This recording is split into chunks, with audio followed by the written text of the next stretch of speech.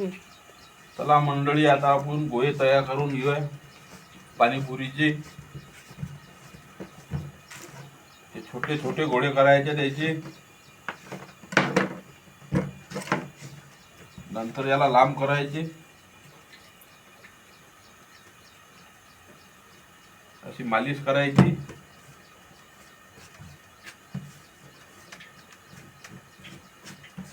आणखी लहान लहान गोळे तयार करायचे.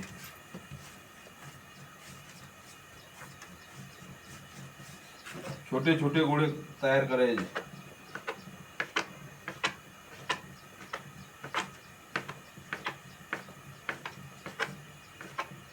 असे लहान लहान गोळे झाले की नंतर ते गोल करायचे.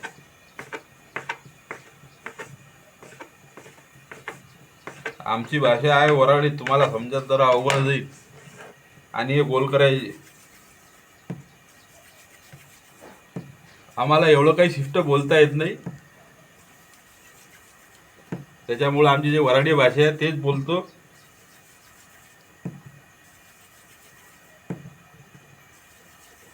पाणीपुरी कशी घरी बनवायची हे पाहून घ्या.